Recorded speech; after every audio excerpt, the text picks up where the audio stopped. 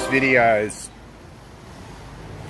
how as I read the Bible now, I can, as I go through each book and each story and each event within the Bible, the world begins to it really starts to make a lot more sense to me, and with what's going on within the world. So a couple of news stories there this morning. I've just come from my brother's, and he had the news on, and he likes Channel 7 Orange. I've just been watching Orange the last 24 hours. But anyway, on the news there this morning, there was a few stories. So there was I'll sort of get the first couple out of the way first. So there was a story there of an old man, the oldest man in Japan, died at 113. And there was also a story, there's been a big furore about Prince Philip, some car accident thing, he's not wearing a seatbelt, and people up in an upcry about this, where they won't be in an upcry about who Prince Philip is. But it just makes me wonder whether those two stories are linked. Prince Philip being 97, showing no signs of dying, and this Japanese guy dying at 113. Numerically, I'm sure 113 is something. You can see the 13 in there, the double one. There's probably some sort of numerology going on there in that fake story. So I just wonder whether that comes back and they link back, and somehow that's some sort of, social engineering programming. I don't know, but they just seem a little bit, there's a common theme there. But a couple of other stories there this morning which have just really activated my brain again as I read through. I've just started on 2 Kings. There's two stories there now. Am I allowed to say what happened in I'm not even allowed to say it because I'm disputing because it didn't happen, that big event in 1930 in the 1940s.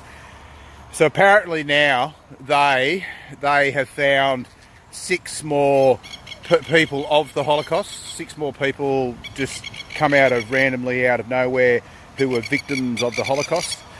They don't know who they were. They said all this on the story there this morning. They said they don't know who these people are. They use the word gender, but there's no such thing as gender, of course, but it's all sexes. There's 2 sexes, man and woman. But they said the gender of these 6 people is unknown. And anything about these people is unknown, they reckon. So they've just got, so basically they've just found 6 coffins, and they found 6 more victims after 75 years, after 6 million people dying. They've just found 6, funny number, they've just found 6 random victims of the Holocaust that they didn't know was there before, and the whole world just go, oh, and they're all on there, and they're saying we must never forget. And they're linking it back to racism, they're linking it back to equality, and they're linking it back to tolerance. Now, the whole multiculturalism thing in the world right now, it's all just a hoax. It's not a hoax, it's real, but it's a psyop. It's social engineering. What they're trying to do is just create us all as one. They're trying to get rid of races. They're trying to make the white race disappear, because the white race is their biggest potential problem if the white people wake up and unite against these creatures. But they've linked it all back to that. So all of this event that you're not allowed to talk about, they just wheel it out. They wheel it out whenever they need to make those people who I can see in the Bible who are not at all persecuted. They from what I'm reading up until Kings, they've completely brought it upon themselves. Whatever it is that's seemingly happening to them in the world, because I can't see where they're persecuted at all. They run the world in the modern day form. But they bring it out. They need to brainwash the masses. They bring this event out, but we're not allowed to talk about it. Will this video be censored? Will I be told to take it down? Who knows? Because I'm questioning it.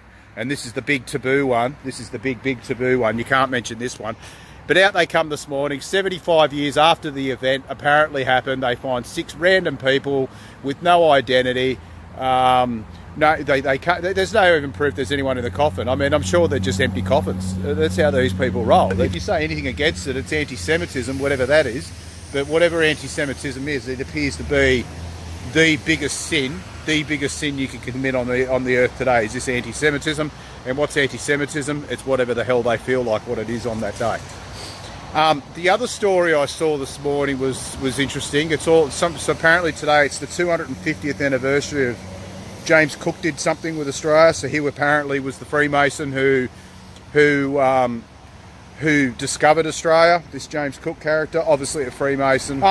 But what I noticed, and it really, you question everything now. You think, is that how Australia's discovered? Probably not.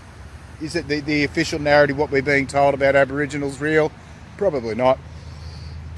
There's probably some truth in it, but probably not.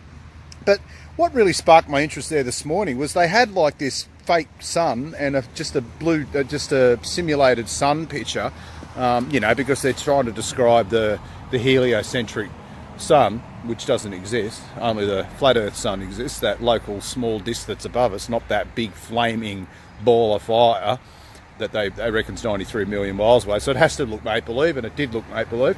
And there's just this little black dot going across the front of it.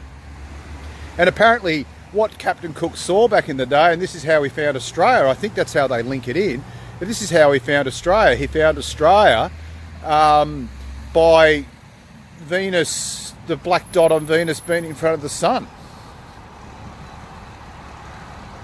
And this is the news story today, 250 years apparently after whether he first found Australia then, I don't know. Yeah, it's just, the whole thing's sickening. It's just lie after lie after lie. And it's plainly obvious to me now what they're lying for. They're lying because people like me know the truth. And they're just petrified of people reading the Old Testament, because you read the Old Testament, it's just like, God created the earth. I mean, you either believe that or you didn't. You don't. Right, so you're a creationist or you're an atheist.